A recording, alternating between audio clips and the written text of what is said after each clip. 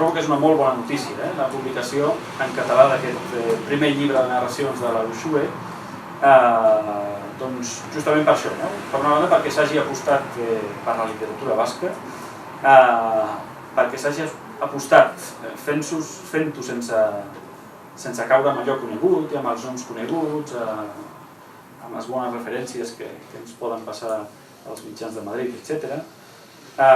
Perquè s'hagi apostat també per una literatura no mediatitzada, és a dir, per aquest coneixement directe, per aquest diàleg, si voleu, directe, i també per això, per tenir uns dealers, uns passadors, uns contrabandistes que coneixen bé les dues bandes i ens fan arribar el producte en bon estat.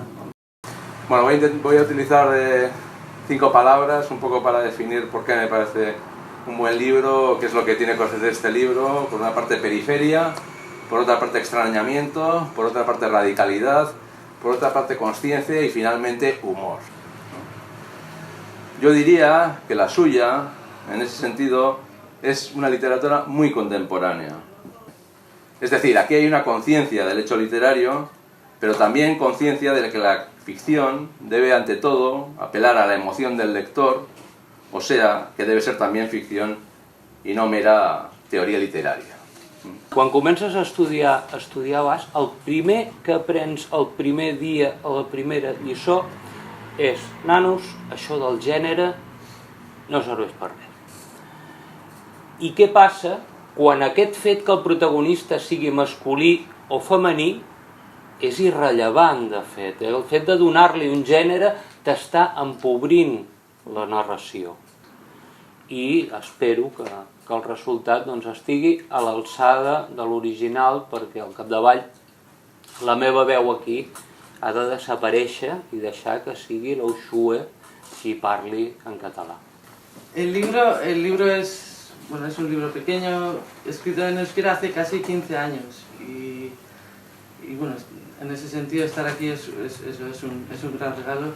La literatura creo que también sirve la ficción para explorar nuestras contradicciones más íntimas y es un espacio para ser libres sin miedo y donde nos podemos desnudar mejor, aunque sea a partir de mentiras, y es un espacio donde pronunciamos realidades que si no, no pronunciaríamos. Y sobre todo para mí, la ficción es para romper clichés y lugares comunes, para ser malos y para también acercarnos a nuestra propia maldad. De genolls, el sol s'ha post i surts al carrer. Aniràs ben guapa. És el que has decidit i tu vols creure. La otra era más guapa, pero tenía novio. Et mires el cos i no ves i veus pèls. T'has tornat a prometre que aniràs ben guapa y que te depilarás. Si tiene así los sobacos, ¿cómo tendrá el coño? Et posaràs el vestit nou. És alegre i ben cenyit. Et queda molt bé. És el que va dir la noia de la botiga. I segurament ho pensava de debò. Ha somrigut davant del mirall. Un cop i un altre. Avui no tindràs vergonya. Avui no tindràs por.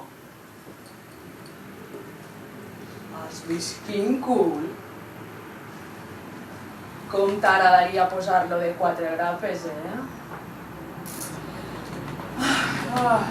Has begut molta cervesa. I el somriure et rellisca. No sembla gaire un somriure. També t'has fet unes quantes ratlles blanques. No saps ben bé d'on surten les coses. Agrairies una abraçada. Et sents guapa perquè t'ho diuen a cau d'orella, una veu i una butxaca. Ja no tens gaire forces quan a casa et treu l'última cervesa i estàs mitja dormida quan et posa de genolls a la moqueta. Et despertes de genolls pocs minuts després. amb ganes de vomitar macarrons. Quan la cigala del desconegut et pica la campaneta. Decideixes que el proper cop no beuràs tanta cervesa.